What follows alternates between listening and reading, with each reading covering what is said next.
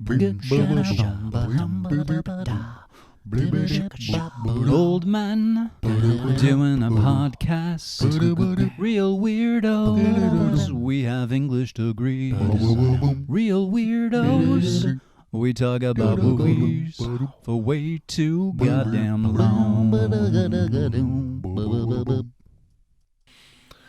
Alrighty. Welcome back, folks. Here with just 2/3 of the Real Weirdos and 100% of the ethnicity in this group. Exactly. Is me and my co-host Alex. Hello, everyone. We are Jesse-less today, which we decided to seize the opportunity, and I kind of felt jealous. You know, you and Jesse were recording all these book report episodes, and you know, Stargate and some you just did The Beach recently, which will be coming out soon. Spoilers. Always the bridesmaid, eh? Yeah, I know. So I just felt like I was so jealous. I was like, no, we have to start a whole new segment together. Exactly. And I think it's great. So that's what we're doing. Yeah. First time TV reviews for the Real Weirdos. Yeah, it's a little bit of a detraction from our normal format as movie reviewing white boys, but you know, 2/3 of us enjoy television as much as movies, so we figured what better way to talk about movies than to do it while recording. And it always seeps into the main cast, doesn't it? Like, we always end up either recommending TV shows or like talking about TV shows like the Young Doctor's Notebook, or I'll talk about like Ozarks or something. And it's funny because it doesn't make me angry that our main host, Jesse, the other third of the Real Weirdos, doesn't watch TV. It just, he has like such a voracious appetite for analyzing stuff that I feel like he'd be perfect for TV. And it sucks when I watch a TV show and I want to share it with him, but he has that just quest of decade-long movies he's going through right now, you know? The history of cinema, if you will. So, yeah, that's definitely where his focus is. So yeah, I know it's a bummer because like it's just referential as well, because like you right? TV shows have really taken a different tone, especially HBO shows. But, which is what we're going to be talking about today. But television in general has kind of just taken this shift in tone and everything. Just where I think before, where you had great television like Star Trek, which had these little like self-contained stories and maybe like a couple episodes that move over to another, but really like the continuation of a long story, something like Lost, which is another older kind of like big narrative, long multi-seasonal narrative show, you know, tended to lose the thread eventually. They did. And they kind of started to sabotage themselves with Lost. Own kind of Lost. This is a perfect example. What the hell? Where you kind of start sabotaging yourself with your own ideas. And television kind of felt that way for a while. And then once television became Netflix, became streaming services, it seemed like a little bit of the pressure was taken off to make these like self-contained syndicated episodes, yet still trying to keep a narrative, where now it kind of feels like there's a little more freedom to have a much larger story going on, because you know that you have the production quality, you know, you have like the money that behind the personnel too, right? Yeah, the people who are good at making those little snippets of like, get me 70 million viewers tonight on Friday, are different than the people who are like, okay, we give you an arena and you are an artist, we'll let you do your thing, you know, we'll give you this amount of money, and we'll give you basically 6 movie lengths. Not 6 movie lengths, let's say they're about an hour, right? So like 6 mini movies most of the time of what you want to do. And I feel like that is it's just opened the floodgates for television. You know, if you even want to call it television still when it comes to streaming services. That's a whole different argument though. Yeah, that's a huge semantics argument, but I just call anything that's not movies television. Yeah, unless it's on YouTube, and then it's, you know, specifically like a YouTube series, which I still don't know why I put that moniker on them. No, I mean, that stuff is starting to come up too. I remember the Cobra Kai like Karate Kid thing that was on YouTube for a while, and then I think it moved over to Netflix eventually. But yeah, it became a Netflix show. Yeah, a lot of stuff is like happening in that pathway. And YouTube, there's some great like fan movies that are out on YouTube, but I digress. We're starting this with what I feel is HBO. I think is the best at what we're talking about. I think they're able to self-contain stories to 6-8 episodes and make them feel satisfying. And the show that we're talking about, Chernobyl, is, I think, the perfect example of that, and really the best way to launch this new little segment, because Chernobyl, I mean, would you agree, Alex, that Chernobyl is pretty close to a perfect show? I would, actually. Yeah. This show, well, HBO has like other shows that are closer to my heart and maybe are closer to critics' hearts. I think this show encapsulates exactly what television should do and needs to do going into the future. I think this is one of like, I don't know, like Chernobyl for me is a signpost in the history of television that people 50 years from now will look back on and be like, okay, this is when this started. This is when this good aspect of this genre and medium really started its new step into like this new world of television. So for me, Chernobyl is, yes, almost a perfect show. Music, cast, direction. I mean, we'll get deep into all that stuff, but yes, it is a perfect show. And I wanted to ask you a question actually about it, because you were always into the mythology and the folklore aspect and the factual historical count of Chernobyl, right? Yes, definitely. It's one of my weird, morbid fantasies. I mean, so it is... Fantasy's not the right word. It is kind of... It was a niche, like, thing for a while, right? To be kind of into or, like, to know about and stuff like that. I remember my first forays into the internet and finding out about it and being like, holy shit, like, this is insane, you know? But I think this show was able to make it so people like even you and me, or people not like you and me, excuse me, would be able to enjoy this and be like, all of a sudden there's a huge explosion of people that know everything about Chernobyl because of this show. Oh, 100%. Yeah, this show definitely sparked an interest in the disaster itself. I mean, I was always a kind of had a morbid fascination, not fantasy, that's the word I was thinking of before. Yeah. With this event, because, my mom was, used to talk about like the anti-nuclear protests that she was about, and she always referenced when I would ask like, oh, why didn't you want this nuclear power plant to be built? And she was like, well, Chernobyl happened in my lifetime.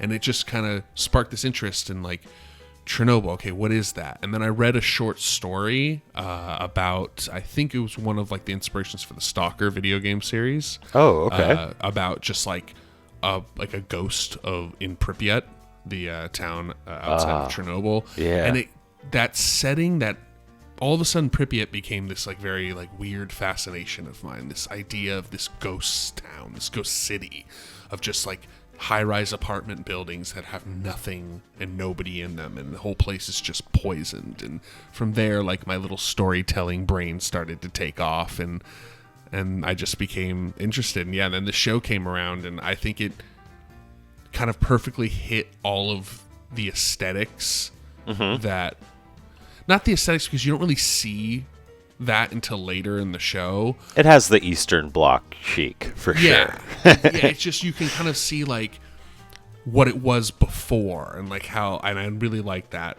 about the show is they introduce, and I guess it's the perfect time to introduce the show as well. It's like the first episode, it starts with Valery Legasov. Now, all the characters in this show are, based on actual people, except for Ulana Hyomyuk, who is a composite, right? Yeah, she is a composite. She's played by Emily Watson. She's a composite of all the scientists that helped Valery Legasov solve the Chernobyl situation. But instead of casting many people, they decided to compress all of those scientists into one character, Hyomyuk. And she's a fantastic character, and we'll get to her, but she appears a little later. Yeah, so that first episode, I feel like going right into it, it's the disaster, right? It's like Well, the first scene is the suicide of Valery Legasov, which I believe, they kind of Quentin Tarantino'd the series. They start with this suicide of the main scientist, Valery Legasov. I'm going to say his name a lot, or just call him Valery eventually. Played by Jared Harris, fantastic actor, crushed the role. I mean, we can just go without saying that every actor in this destroyed the roles that they did. They were amazing. He definitely got chops from his dad as far as acting goes. Like, who's his dad? Richard Harris. Oh, wow. Dumbledore, first two movies, and of course, I didn't even realize that. Caesar and Gladiator. Yeah. Wow. Yeah, no, when you look at him act every once in a while, you can kind of see it, and you're like, oh, you can kind of catch it. Yeah, see, I'm sure if I knew that beforehand, I would have saw it. But yeah, so it starts with his suicide and him finishing the tapes that he had recorded detailing the events of the disaster and its solution. Obviously a dangerous operation in the time, right? Yes. Yeah, I mean, and he's followed by the KGB, and so he hides these tapes and in like a brick wall or something in the beginning, smokes a cigarette and sets out a bunch of food for his cat. Yeah. And then just hangs himself. And that is how we start this series. So it starts on a very classic HBO kind of like dark and dour note, which I think is very specific to the tone of this show. Blue-green color scale almost, very, very dark. Yeah, well, this movie keeps with the Russian color palette quite well. Yes, gray is a very prominent color in this in this show. We'll get into the response from Russia about this show and the implications of propaganda and all that later. But just we're talking about it as just a piece of content as of now. And it's a great. And then we start the actual show, I believe, with them, the alarm is going off. Yeah, correct? They're doing a safety test in the reactor room. I think we're shown that the engineers in the room and what they're doing, and a really important alarm's going off. It's dark. Really important point about the show is that perspective and what we see is going to help mold the narrative, what we as the audience are shown and the order we're shown it in. And this is the first example of that. I mean, it's like we know what's going on. We are in the room, but the show is an unraveling about what happened at this event. So we are almost along the ride with the investigators, with Legasov, and with all of the engineers and Dyatlov, the engineer supervisor who was working that night, right? So it's really cool how the show does this thing where it's like, it's a nuclear disaster, but it's not just for people who are nerds about science or things like that, right? It sets up this thing that I call the why should I care factor in a TV show, where it's like, I don't need to know anything about this historical event, and automatically it's like I'm hooked in. And this show does that perfectly. Oh, I agree. I think it's even better if you don't know that much about Chernobyl. I didn't know about RBMK reactors and positive void coefficients before this show. I mean, I knew about my more fascination was with the aftermath of Chernobyl, like the exclusion zone and stuff like that. Like I didn't know exactly like the cover-ups and all that. Like this show definitely unveiled all of that information. So it's actually better if you didn't know that, because you get to, like you said, you get to go along for the ride with these people where you're like, it's almost one of those shows where you know what happens. You know that they contain it because it was made in like 2019 or something. Yeah, I believe so. It's this century and the world isn't a nuclear disaster. You know what I mean? Exactly, so we know that we know the ending already. We know they figure it out. but yet the show is so compelling, it makes you feel like they're not gonna figure it out constantly. You feel the same levels almost of fear, not the same obviously, but like you feel these intense levels of fear because you're like, oh no, this solution that they tried didn't work, and now what are they gonna do if it melts through the ground layer of concrete and poisons the water supply? You're like, no, but that didn't happen because it would be in our history books and we would have learned about it. So it's just, I think that speaks very much to the characters and to the writing of the show. Yes.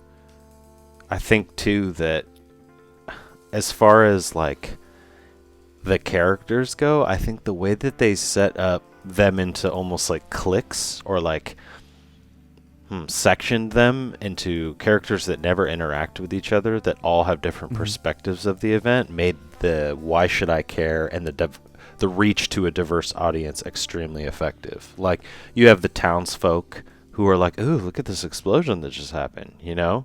And then you have the scientists who are just like, holy shit, what is happening? You have the people on the ground, the technicians, who are scientists in themselves, but are more of like the grunts, you know? Being like traumatized and maimed and stuff like that, and so you know something severely wrong is going on. And then of course you have the suits and the politicians and the people vying for different company positions, and it's all politics there, right? Like competitive business politics, and that really puts health, safety, all that stuff to the side, which really sets up the tone and the objective of the show very early on. And I just love how they come at all different angles from this. It's like a piecemeal kind of narrative that gives you not a disjointed idea of what happens in Chernobyl at the first episode, but it gives you just enough and takes away enough information for you just to be like, what the hell is going on? And what is going to happen to all of these people, you know? Yeah, and I mean, I think that definitely speaks to the theme. I think kind of what you're talking about is this like idea of the instability of the power structure of the Soviet Union. And I mean, we were going to say later, but you know, that is a part of the critical reception from like Russian and so forth of this show, is like they thought, a lot of people took it as we're trying to paint Russia or Soviet Russia as like this awful, villainous, which we like, have, just poorly designed, I mean, and we have, and that is, you know, they're one of our main adversaries. So a lot of our content about Russia is going to be tainted with a little bit of American propaganda, and as long as you can recognize that and separate it from the show, yeah, I think it becomes ineffective, and so that's fine. It's when people are like, yeah, fucking die, Russia. You know, it's like, whoa. You know, it's I don't like, think that Chernobyl's guilty, honestly, of that. I feel, I mean, that could be my Western bias, you know, but yeah, I'm just kind of responding to the criticisms. Yeah, that were presented. Exactly. Yeah, I don't think it's that way either. There's like other films I've seen, like some of the old James Bond films with like Pierce Brosnan, like, you know, just the Cold War shit. Those are blatantly anti-Russian. But yeah, so I mean, a little historical context for people who may have not ooh, retake that. A little historical context for people who may not know that much about this era. It takes place, you know, in the mid 80s. I don't early know to mid 80s. Yes, early mid 80s during Gorbachev's reign over Soviet Russia. Soviet Russia was pretty unstable at the time, and this movie is trying to just highlight one of the reasons of the instability is that men are promoted to positions of power not based on experience or knowledge of that thing, but more because of their ability to navigate the political landscape better than maybe a scientist. A scientist can't waste their time with the Game of Thronesian style political intrigue that is required to become a person of power. Like in the perfect world, Legasov would be the the chairman of energy, Stellan Skarsgård, Boris Sherbina. Exactly. Skarsgård's character. Like in the perfect world, Legasov would be in that position because he's the one who knows the most about it and would be able to avoid these things. But instead, a man, Boris Sherbina, who knows nothing about nuclear power, is in charge of this entire thing. And that same theme is just copy and pasted throughout the entire show, from the lowest level to the highest. And I love that you mentioned the engineers who are like getting hurt, and they're the first ones to know that something is actually wrong. And as you keep going up the ladder, the event keeps getting diluted.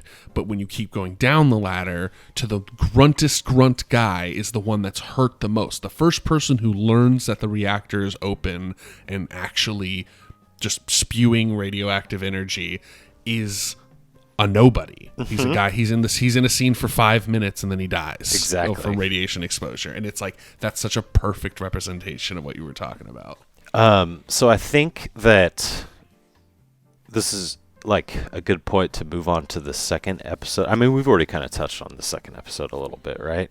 Yeah. I mean, the first episode, the Chernobyl event happens. Everyone's very confused. I think we just maybe want to mention Dyatlov, supervisor. Our villain for half the show. Yeah, for half the show, I think. For sure. Yeah, but I mean, we're just talking like actors that can make characters that are truly hateable are very special actors in my mind. And Paul Ritter just absolutely is the epitome of that with Dyatlov. Like, you fucking hate him. You see his denial, his treatment of of the people underneath him. It's just he's so full of himself. And they do a kind of a thing where they make the lesser engineers very lovable, like Akimov and Toptanov. They're like lovable guys almost. You like feel bad that these things are happening for them. You feel like them. It's like everyone's had bosses that are like that, and this guy Dyatlov is just one of the most well-written villainous characters. Yeah, he's a real person. Yeah, no, exactly. And like that's the thing, is that the show made me not care about the complexity of his character at the beginning. He is a complex character, but through and through, I could just smell his rottenness from the beginning. And it's he plays that part with such like acidity that it makes you so angry that you want to see the retribution of justice fall upon him, that you have to watch the entire show. Like it makes like this pact where you're like, okay, I got to finish this because I just want to see this guy burn in hell. Why couldn't he be the one that looked into the reactor? I mean, that's the point. Is that like the men who are asking the questions are never the ones getting the answers.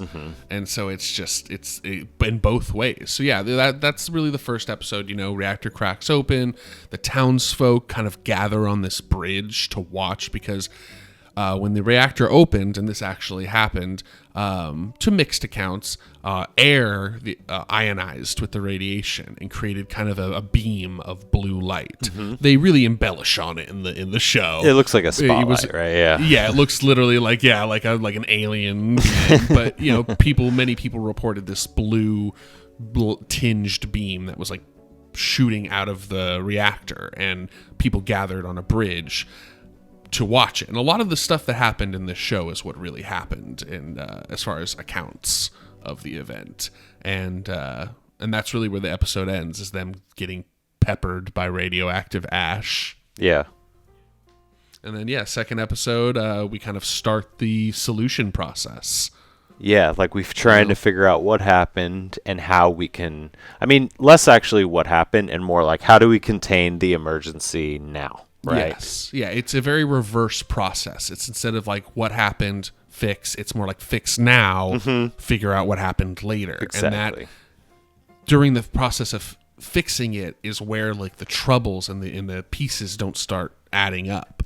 And that's where we introduce Hyumyuk's character, Emily Watson's character of these. She's in like Minsk or something. She's like she's in Belarus, I believe, and she's a scientist of some type. And she's just like in Belarus reading random, like, they just are like monitoring, I guess, like the environment, and she finds that there are spikes of radiation in the area, right? Yeah, their radiation sensor, like they are a monitoring station, and they in the middle, like the morning, they get a spike. They realize, like, well, where could that be coming from? And so they start calling around to the local, because the spike is high enough to where it has to be coming from somewhere close by. Because if it was coming, she even says, he says Chernobyl, and she goes, no, if it was that high, Chernobyl would have to be cracked open. Yeah, like she knows right away why. So like it would have to be so much radiation too. And so she calls around to the local reactors, and they're all like, nope, but I hear there's something wrong at Chernobyl, which kind of like confirms their suspicion. And they just shows a great kind of, I love when characters who have a skill set are shown that skill set very quickly to the viewer. And she's going around, the sensor goes off, she's like, she goes around, she opens the window, and she wipes the window, and it has like ash and dust on it from the explosion, and then she like goes and gets it analyzed about what are the compounds, and she's like, okay, well, these compounds can only be from this reactor, this Chernobyl reactor. And so that like confirms her fears, and that is such a great show right there. It's like they just kind of bam, bam, bam, bam, and they just did it. And then she hands him the iodine pills, and that kind of starts that whole like little subplot about people like taking iodine pills. And it was such a perfect little introduction for her character, and then we move on, and it's great. No, yeah, that whole scene, from the beginning that she is an expert, and that her little antennas are going off, right? Like something. She doesn't know quite yet what it is, but she knows that there's something severely wrong with either her readings and the machines, or there's something severely wrong with Chernobyl. And she like says that, like, I hope it's the machines that are broken. Exactly. And I feel like, I don't know if we talked about them a lot, but there is the point of the firefighters. Right? Yeah. There's this subplot between this man and woman who are married, and he's sent to Chernobyl to try and contain the initial fire. He isn't as privy to what's going on as the engineers in the control room, but he is also just as exposed to the dangers, right?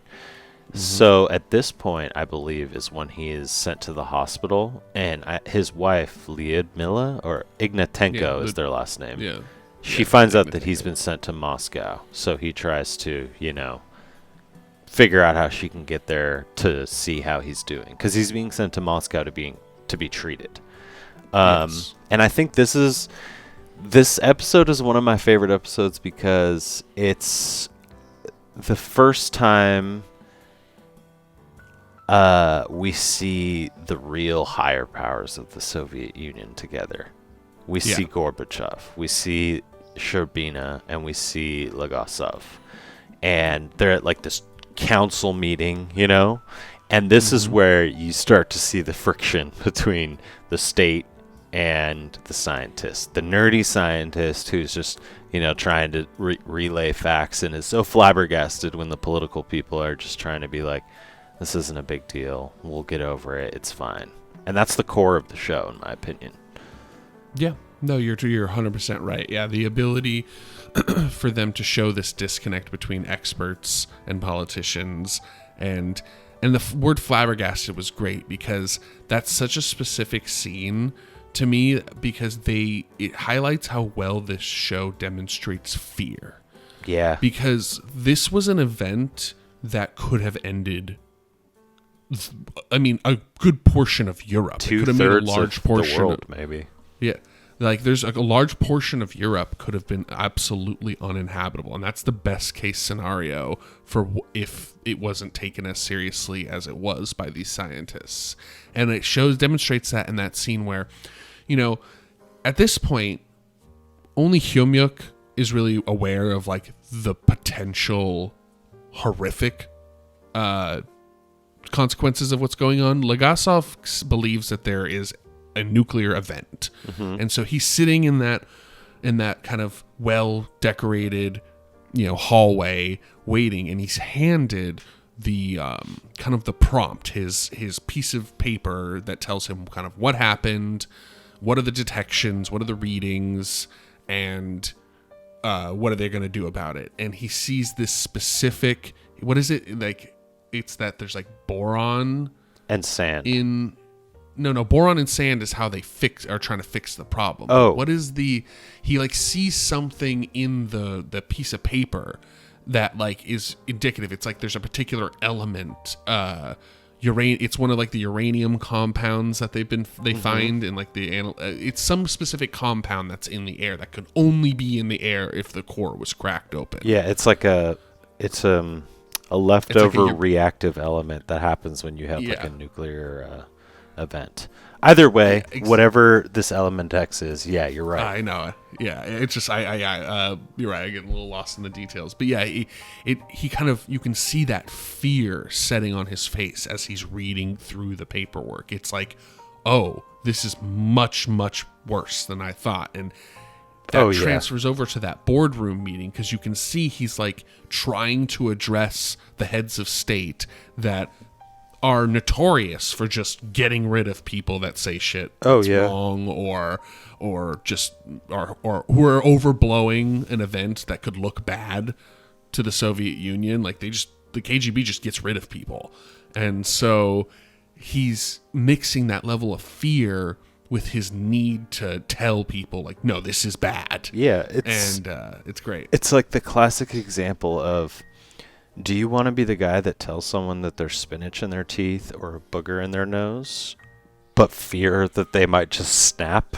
for embarrassing you, and just being like, oh, thank you, and then just take you back and murder you later? Or do you want to be the person that said nothing, and then later on they're like, why didn't you say anything? Okay, now we're taking you back and we're going to murder you. Exactly. So, there's no real... Yeah. And like it's fearing for lives, because we kind of glossed over this, but you mentioned it with the firefighters, is the response. Nobody responded to this event as a nuclear disaster. They responded to it as a fire on the roof. So that's what it's called. Exactly. Yeah, the normal detachment of firefighters is sent.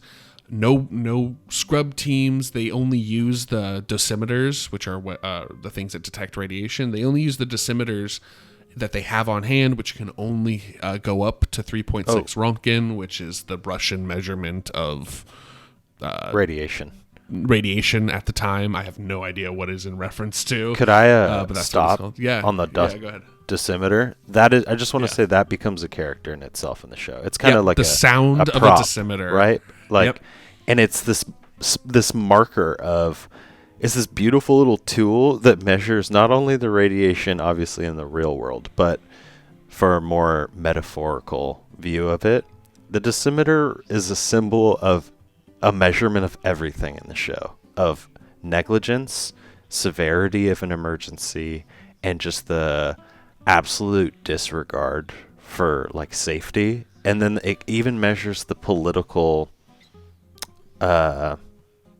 just fuck-uppery, I guess, if we want to use up a word, right? It's like when people talk about the dosimeter, there's people on one side who are like, well, we need the good one because this one only goes up to a certain amount, so there could be more.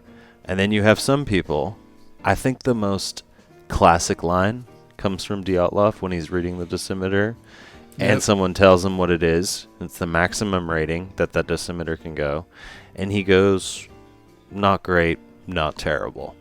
And it's like this little tiny meter just breaks open the show, I feel like, for me. It's just the perfect little symbol of what is going on in the show.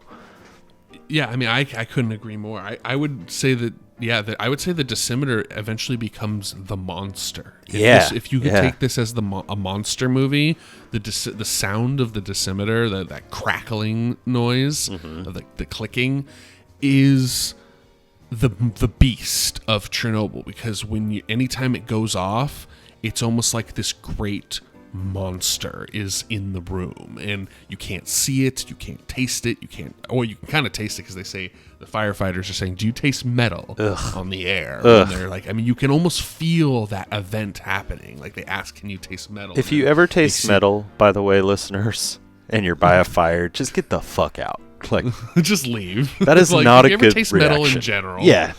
Yeah, and so, they pick, and then one firefighter picks up a piece of the graphite, because the control rods. I hated that and scene. I'm not a nuclear scientist, so whatever, but the control rods are tipped with graphite because it's cheaper, apparently. They say that later. And the graphite is highly, highly radioactive because it's exposed directly to the radioactive elements. And so when the core exploded, it spewed these pieces of graphite everywhere that are basically like just chunks of radioactive metal fire. Yes. Yeah. Like if you could see the fire that they're emitting, you would get nowhere near them, but you just can't see it. So one of the firefighters picks up a piece of graphite, and he's like, what is this? And Vasily Ignatenko is like, whatever, who cares? Put it down. We got a job to do. And within minutes, his hand has been completely corroded with lesions and sores within minutes of touching a piece of graphite for a few seconds. And it's like a perfect demonstration of just how radioactive the elements that they're dealing with right now. That smoke, that's not smoke. Yeah. That's radioactive smoke. Like, everything that's happening is deadly. And kind of goes back to what you're saying about the dosimeter. It marks, I think almost the dosimeter is like the chapter marks. You get the first dosimeter that shows 3.6 or 3.9, whatever. And it's like, okay, not great, not terrible, which is a great, I'm so happy you referenced that, because that's such a great representation of the whole show, of the attitude of the higher-ups is, oh, no, this is not great, but it's not terrible, until it's terrible. Exactly. Then they get that second dosimeter from the safe, and it's like the bigger one, it goes up to I believe they say 500, and when the second they turn it on, it burns out. Yep, it doesn't even work. And they blame it immediately. It's faulty. It's faulty, and they blame it on some foreign production, some German or something. They're like, East German maybe. Yeah. They're like, it's bullshit. Like, they don't even take into consideration that no, the radiation's so powerful it burned it out, and it wasn't until they get the industrial dosimeter and they tie it to the front of a truck that's shielded in lead, and that they get the final reading, which was. In the thousands, tens of thousands. Yeah, it was 15,000 or something like that, which is that's like me telling you that I have a gaboolian amount of dollars. Exactly. It's a number that doesn't exist. You're like, what? 15,000 Rontgen? What? We might as well be in the sun. They don't even know how to react. Right? Yeah, exactly. they're like, and they have that great scene after they figure that out when they're in the helicopter. So yeah, I was going to say, this is a good time to bring in the fact that we now have, after that meeting, Legasov is able to kind of show or prove some urgency. So Gorbachev makes Sherbina go, but he makes him take Dyatlov with him, which sets up, if there's any light part of this film, it is the relationship between TV show. It's between Sherbina and Legasov, and to a certain extent, towards the end, Kumyk, right? Yeah. I love their relationship because they hate each other at first. It's this nerdy little science boy versus this tough, hardened, presumably blue-collar industrialist, who has the job of the energy labor or secretary of whatever, Yeah. And I love it because you have the scientist, Legasov, and you have the politician in Sherbina, both flying over, the disaster zone. And while Legasov is right and true and factual, Sherbina has this ability to kind of get shit done and can act on the advice of Legasov, right? So when Legasov tells him, this fire is serious, we need to stop this, right? This is in the second episode. He says, we need to fill it with sand and boron. And possibly, this is probably how we're going to have to do it, And Sherbina's like, okay, no problem. And he's like, what do you mean? He's like, I'm the fucking head of the labor secretary, right? Of energy. I can get you boron, I can get you sand, I can get you concrete. And I think that it just shows a very interesting, while dysfunctional, it shows a very interesting relationship that is going to become key to solving the emergency and then to explaining what happened afterwards. And it's almost, it's like a buddy story, like a buddy cop like story thing going on here, you know? They like hate each other. I agree. They hate each other, and then they start calling each other by their first names. And I think the moment, I really think that, to speak to your point, the moment that kind of solidified that, or at least turned the scales toward the other direction, was when later they're in the helicopter. No, they're not in the helicopter. I don't know. They're talking about, they're in the hotel.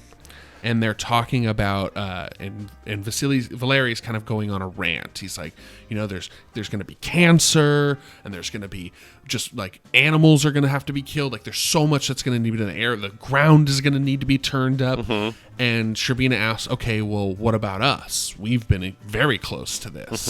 And he basically, Legasov, in a very plain tone, just tells Sherbina, we're going to die in 5 years of cancer. Yeah, we're definitely going to develop one of these things. Yeah, he's like, he's so calm about it because he's somebody that understands the ramifications of radiation so clearly that to him it's as easy as A plus B equals C. He's so confident in his prognosis, and Sherbina is just blown away as a kind of, like you're saying, a blue collar, non-scientific everyman, yet in an incredibly powerful position.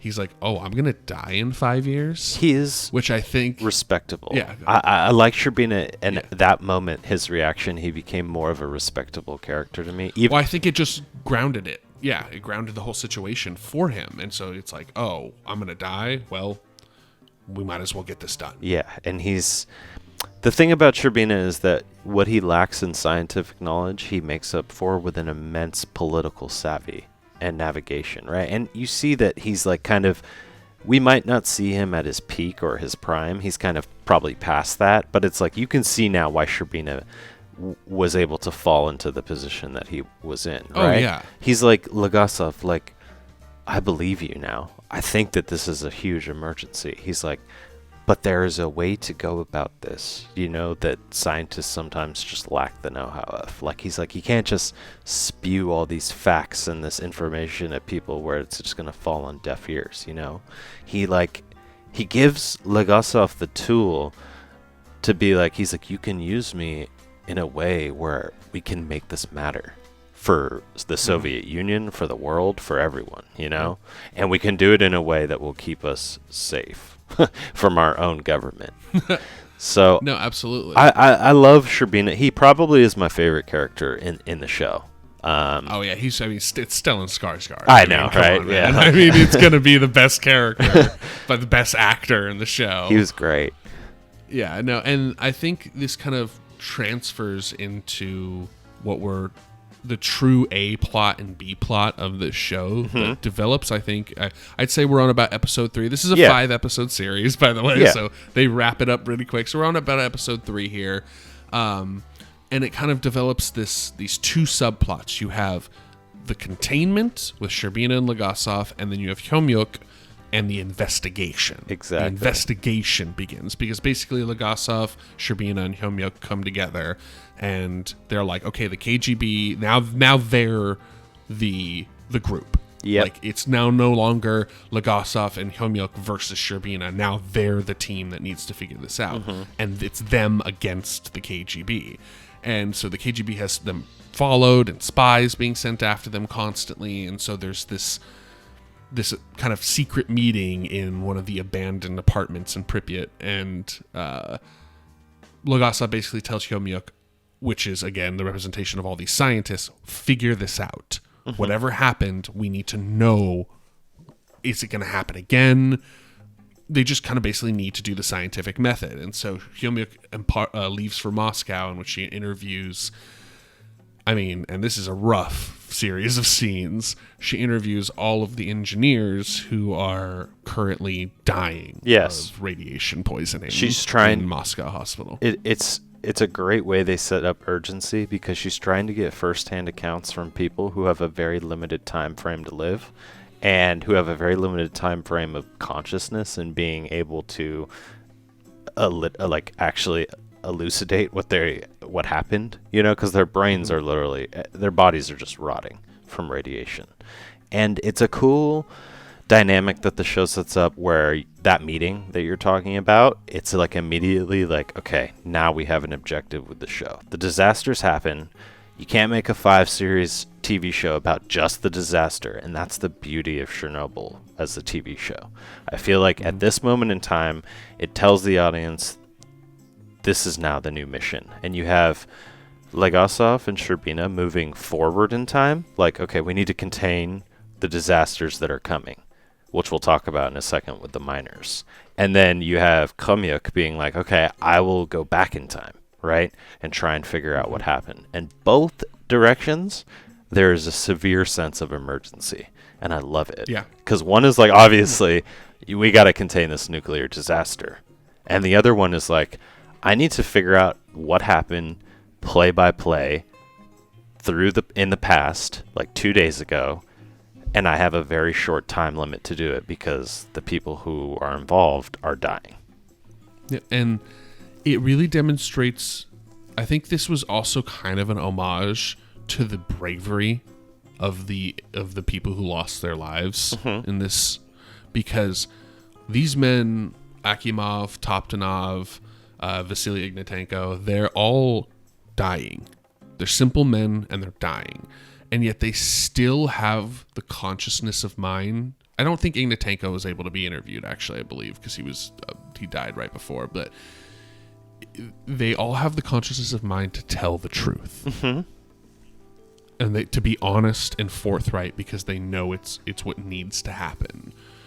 Whereas in Dyatlov, a man who deserves to suffer this fate is mercifully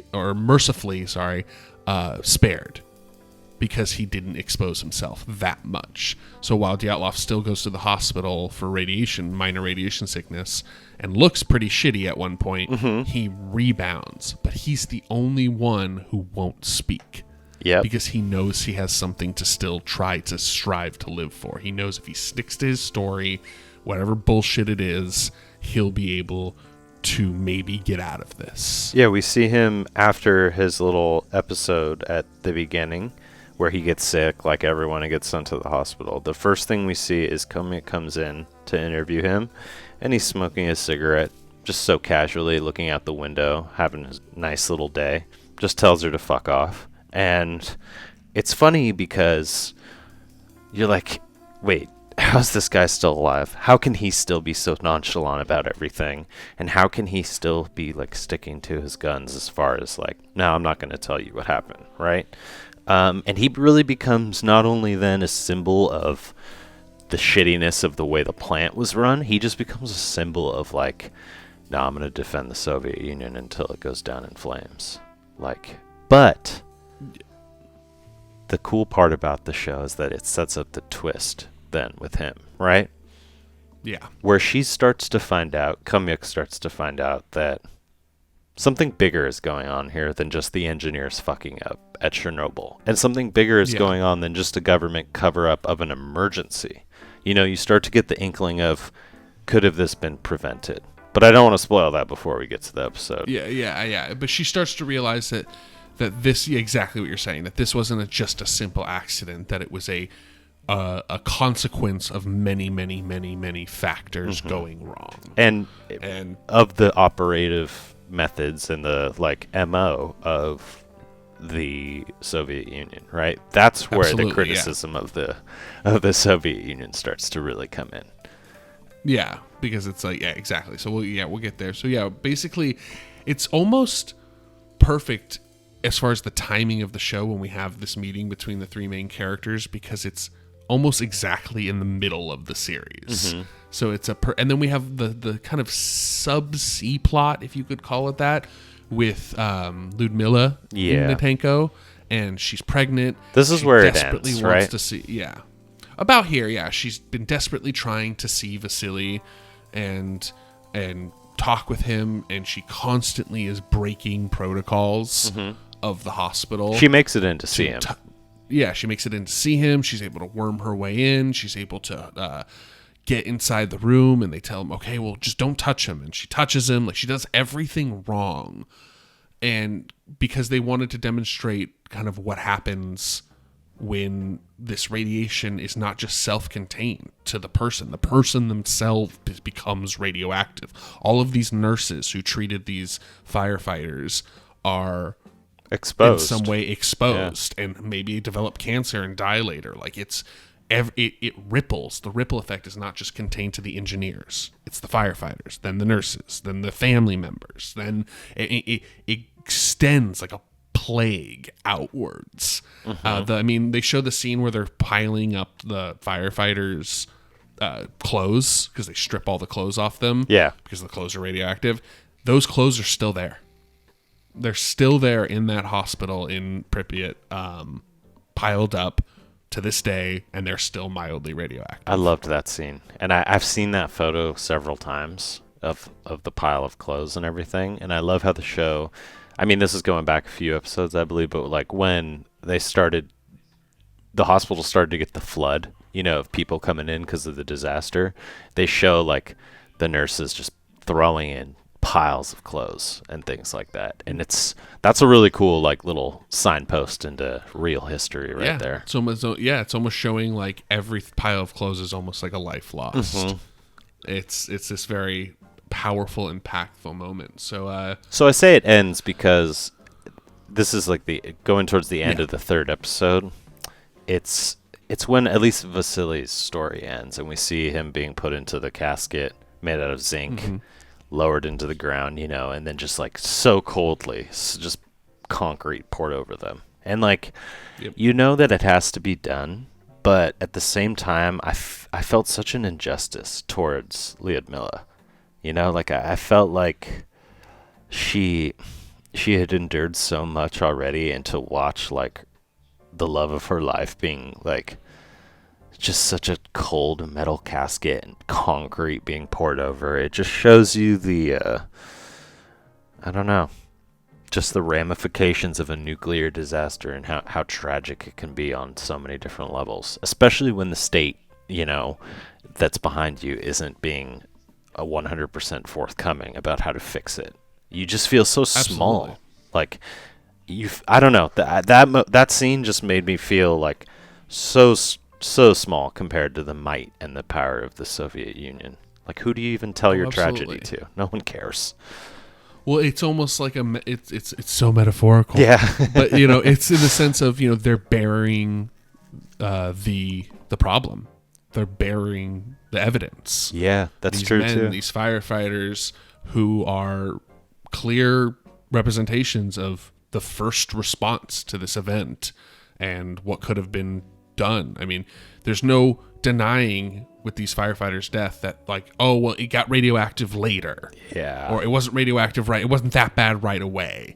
It's like, no, these men died immediately after getting there. Like, not immediately, but they were exposed, got sick, and eventually died within weeks of the event. Yeah.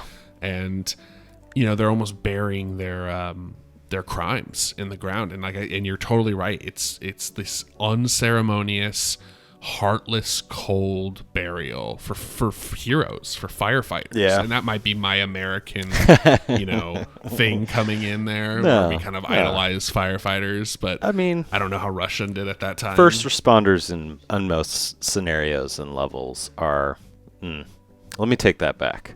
Emergency services, medical responders are usually it's heroic, the things that they do. Some of them are shitty people, don't get me wrong. But, when they're at their job and they're doing their thing, whatever. So that's the end of episode 3. And then we basically episode 3 wraps up with Humuk's discovery of this paperwork that states that there is some type of fault in these RBMK reactors that apparently have no fault, but the pages that she needs are been censored. She can't see those particular pages. She can only see what the state wants to show her. So she knows there's something that's wrong, but she has no ability to find it until she brings it up to Legasov, who goes, "Oh yeah, I actually know exactly what they're talking about. My colleague I never thought about wrote that. My colleague wrote this paper," and so, which I thought was a funny, kind of weird little plot hook. But I guess it's the idea that these little faults are not dangerous in themselves, but when they're amplified by neglect and conspiracy, they can become deadly. So it's basically, the paper is saying that, and I don't know the science of it, but basically there's a fault in these reactors when the power is shut off, and then when the power is turned back on, the amount of heat or whatever can't be distributed, and so it builds up, and then there's nothing that can contain it anymore. So they do a very elegant description of what happens on the show. So watch the show, obviously. In the 5th episode, the last episode, when they're at the hearing, we're in the 4th. It becomes very clear. I don't know if it actually happened that way, but the way that they describe it with the cards, it illustrates basically what you're saying. So in this episode, the 4th one, there is a small little introduction and another little subplot brought up about a young boy who's recruited to shoot animals in the exclusion zone, which it's not necessarily my favorite part of the show, but I feel like it was a very cool little subplot.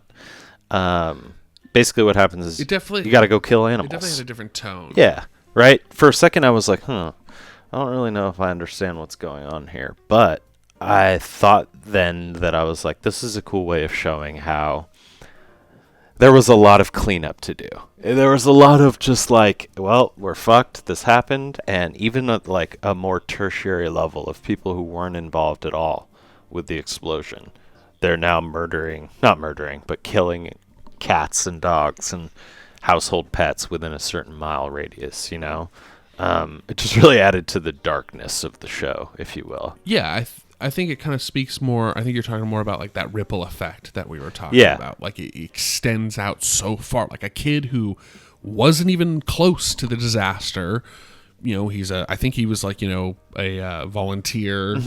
They stopped using soldiers because they ran out of soldiers, so they started conscripting kids, young men to come and help, because the cleanup effort of this disaster, they go through it during one of those board meetings, but they had to, like I was saying earlier, they had to turn up a couple feet of dirt and rip up all the trees. All the animals needed to be shot, from deer to household pets, because they were all contaminated.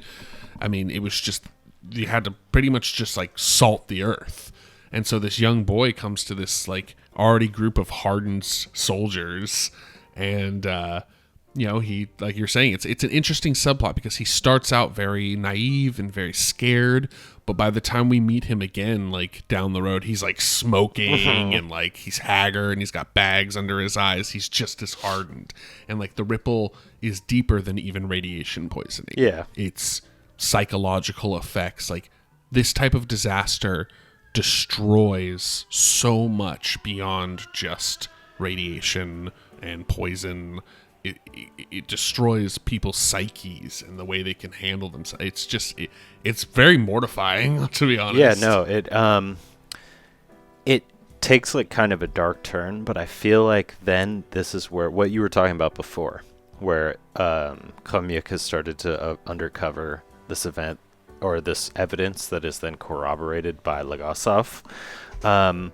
There's a sliver here of hope where it sets up the dynamic of are the scientists going to do the right thing, or are they going to succumb to the pressure of the Soviet Union? And this is really where Sherbina flips, in my opinion, right? And he's no, this is a serious issue. And the fact that the Soviet Union knew about it just goes along with all of the ridiculous bureaucracy shit they've done before, at the cost of human lives. And you see that he's really sick of it. And the fact that they show that shows you the rot of the Soviet Union. In at least the show. I'm not saying this is my opinion. But let's be honest, people. You can be as mad as you want about, the way it depicts it, but the Soviet Union fell apart. There's no other way to put it, right? fell apart because it didn't work. Exactly. I mean, there was some problems, obviously. This shows like the tail end. Like we're getting into like the last decade of the Soviet Union. Just think about that. This is like the last decade of a humongous collection of countries, cultures, peoples, and economies. And this is the point where, like, Sherbina's like, fuck it, I've had enough. I can't do this anymore. Like, Chernobyl was the last straw for him. And the evidence presented to him by these two scientists prompts him to tell them to tread carefully. But also, he shows, like, hey, I'm on your side now. Like, I understand what is going on and what needs to happen, right? Yeah. And I think that that's ties to at least what I was saying before. About how, I don't know, this part really irks me. This makes me I hate this part, this dynamic. Not because it's bad. It's great. It's perfectly written and shown. And it's very entertaining as far as TV shows go. I hate it because it makes it so the person who I want to see suffer the most, Dyatlov, now is like less of the blame is falling on his shoulders. And it's something that it forces the audience to reckon with. Like, yeah, he's a piece of shit, but there's something bigger going on here. And that's the beauty of the unraveling of Chernobyl. Yeah, there's a greater villain. You want to blame Fomin and Dyatlov and who's the other guy? The other guy. Yeah, I forget his name. He's not here on IMDb. But there are the two, like the head of the Chernobyl facility, the chief scientist, and Dyatlov is like the chief engineer. Brekhanov. And Brekhanov, and these are the three men who are being held on trial. So basically, Legasov has to testify that it's these three men's fault. The fact that they rushed the safety test, the fact that they didn't wait for the day crew, they used the night crew, which was much more inexperienced and didn't understand how to do these type of tests. The fact that they rushed it because they wanted promotions. It was all based on promotions because if they were successful, Brekhanov would get promoted, which means Fomin would get promoted, which means every one of these three men would move up one rung. This is when it starts like jumping back in time.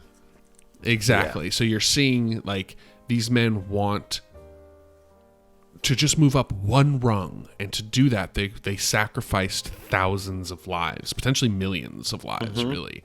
As we're talking about like the after effects, just to move up one rung in a dying government. And it's just so petty.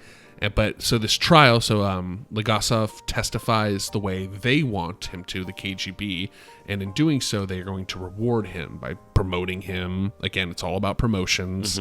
Promoting him to the head of the research school that he works at. He's going to be the new head of the nuclear school, and there's all this this promise for him. Yep. And during the trial, and then they have a kind of informal testimony, and then they have the big formal trial that's televised. You can actually watch this trial still. It was all recorded. It's in Russian, obviously. Yeah. So once in Vienna, the first one, the little mini thing was in Vienna, and then the other one, Yes, good call. Yeah, it was in Vienna, and so this one was in Moscow, the final one, and they have this big trial about who's responsible for this, and in which Legasov brilliantly demonstrates kind of what I was shittily trying to explain earlier about why exactly the reactor failed. Yeah. And I think that's a great thing they did there, because they didn't go, oh, the reactor failed because of this. They had the scientific reasoning for it. And they could have just stopped there, and that's their job as scientists. Yep. But they didn't. But Legasov didn't, because he was convinced by Sherbina, of all people, which I think is such a great little flip on its head. I mean, what do you think? I think that this is the moment where we see Legasov shine as the actual hero of the show. He was the hero throughout. But every hero that we've seen, right, as far as we're talking about heroic actions before, everyone has kind of sacrificed something. Either most of them their lives, some of them their limbs. Some of them, they're just overall health for the next few years. And this is where Legasov really is just like, you know what? I'm throwing myself in front of the firing squad. Even when he knows he's guaranteed all of the stuff from the Soviet government and the KGB, he decides at that moment in the courtroom case, I love like when he's like, I'm not done. I'm not done. And it's a little callback to when he first was giving his little speech to just the ministers and Gorbachev, you know? He was like, no, I still have something else to say. And it's a beautiful little callback at the end of the show where he's just like, no, I have to say this. Like, they didn't know that this could happen. We did, however. The government knew, and that's the moment for me where he's like, okay, this is your sacrifice, and you've become the martyr almost of Chernobyl. Even though you haven't died. It's just, I don't know. It's a proud little moment that you have for the main hero, who throughout the show has been kind of beaten down and like pushed around, you know, and then slowly is given this chance because of Kamyuk and Sherbina. They kind of give him the room to be able to be like, okay, go ahead and do this, you know, and he covers for them. He tells them later, he's like, they didn't know I was going to do this. Yep. No, it's actually really, it's empowering because I mean, I touched on it for a second, but like the reasoning that Legasov decides to reveal why Chernobyl exploded, as far as the government kind of negligence factor and not just the inherent fault of the system, is he has that beautiful scene with Sherbina, and they're in recess for the court, and Sherbina's sitting outside, and they sit next to each other, and Legasov basically says, like, you were the only man that could have got this done. Like, he gives all the credit to Sherbina. He goes, I am just a scientist. I could have said what I said, and they could have ignored me, and everybody could have died. Exactly. But you were the only person that could have helped me get it done. So he's like, you're the real hero here. Because Sherbina kind of feels responsible because he's part of this greater government that has caused this issue. And there's that great little scene where Sherbina basically reveals that he has like a year left to live. Yep. Like the cancer has already kind of hit him. Because the series, like the event itself takes place over a certain amount of time, but the entire investigation, it takes place a month, couple months, and then eventually like a year after the event. Yeah. So that they've all had time to kind of feel the effects of whatever's happened. And, you know, Sherbina's older than most of the other characters, so he basically coughs into a cloth with his blood on it, and he goes, you know, I got about a year. And Legasov basically, like, gives him his, like, little salute, and then he holds out his hand. There's, like, a little caterpillar crawling on his hand. I just thought that was a weird moment of color. Like, they almost would turn the saturation up on that scene. It was like this level of clarity, like the caterpillar was so green and so bright against his hand. And I don't know. It was almost like you were seeing the world like go the transfer into a better place eventually. Exactly. Because like that's what I mean by their little sliver of hope, right? Like where it's like obviously the show's a disaster show. It's about something terrible that happened, but the end. And this is what I didn't know about the disaster, you know, because like you said, there's a whole like mythos and like folkloric nature to the exclusion zone. Yeah. And what you find out is that it's the actions of many scientists and composited into Kamyuk, the actions of Legasov, and the inaction of Sherbina. And I don't mean that in an offensive way. I mean it more in the way of like, he's like, you guys need to go and do what you need to do. He didn't do his job as a government yes man. Exactly. And he's like, I won't stop you. I won't say that you guys are going to do anything. I'll let you guys speak to the world, right? And we'll face the consequences together. And that little caterpillar is like, okay, this is the way out. You know, the truth will set you free type thing. And it's, I don't know. I guess we are kind of getting towards the end here, but I love that when they made the show, they didn't make it into like the mythology, folklore, creepiness aspect of like the Exclusion Zone. Because at first I thought it was like a horror sci-fi show. When I first saw like the previews and I heard people talking about it. You can see the title card as well as like the guy with the gas mask and everything and the sprayer. Yeah, it definitely has that tone where it could be like a stalker video game or type show, you know. Which there's plenty of the mythos, like you're saying, in other mediums. Like what we needed, I think, is kind of what you're trying to say here, is this type of show about Chernobyl. Yeah. Kind of this grounded, tell me what happened in 500 words or less, and tell me what happened in 5 episodes or less. Exactly. Yeah, it's like a short essay about Chernobyl, but just beautifully made. And there's a lot of great mythos that surrounds it. You know, I'm a big lore person. I mean, there's a lot of interesting, you know, conspiracies about how there are, you know, genetically or radioactively altered people that live. Hills have eyes type thing.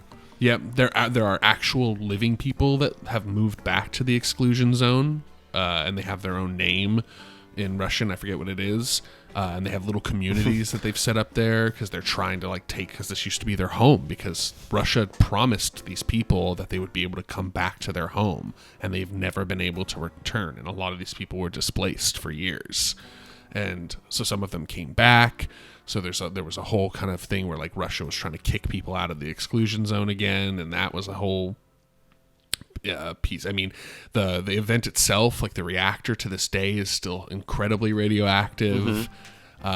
It produced its own element called Chernobylite, which is an element that humans have made. It's a composite of all the shit that melted out of the core, and all the bedrock and sand and borium and everything like that has melted into this blob called the elephant's foot, which is very famous. It's incredibly radioactive, probably the most radioactive thing on the planet.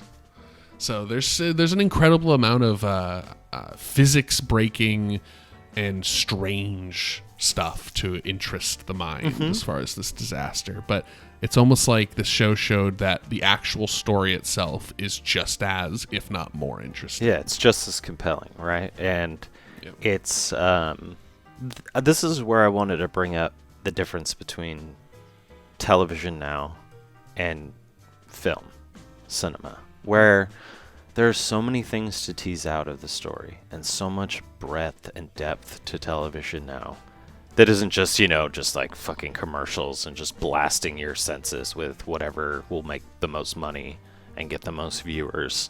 That you have these very delicate and beautiful stories now that, like, it just reminds me of a 5-hour long, 6-hour long movie, right? Exactly. It's not like, I don't know. And I think that where we are in television today, being the cinephiles that we are, it's perfect for us, for people like us, right? Like, well, I agree. Yeah, I think that on this series that people can expect to see a lot of these types of shows, these 5-episode, 10-episode shows. Yeah, that because we always say when a movie can't touch all the details, like a movie like Dune or something like that, we have to break it into multiple movies. We have to say, okay, if you want us as the studio to give credit to the source material, we have to make it in multiple movies because there's just too much material for even 3 hours. Exactly. So these shows almost completely step over that limitation. They go, no, we're going to tell the whole story, wall to wall, detail to detail, and we're going to do it in 5-hour-long episodes. Exactly. So it's a 5-hour movie, and you can watch it at your pleasure, and we break it up into pieces so that way you don't feel like you've stopped halfway during the page, if I can use like a book reference. No, exactly.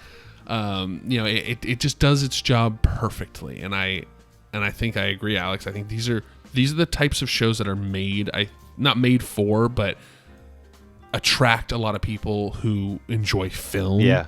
Because you're able to kind of eat the movie, digest it, or eat the show, digest it, and then that's it. It's done. It's not 19 fucking seasons long. Yeah, exactly. Like, we're not talking about shows like that. You know, there are some great shows that are multi-season, but they have the same tone, where it's like, it's a slog to get through them because they're fleshed out and detailed and alive, and they have this body of existence that just is that movies aren't incapable of doing. It's just like TV is now the novel, the film novel, and movies are the short story. Both mediums are beautiful, but the fact that TV has now been able to overstep that limit that you're talking about opens the doors for so many possibilities for good cinematic art.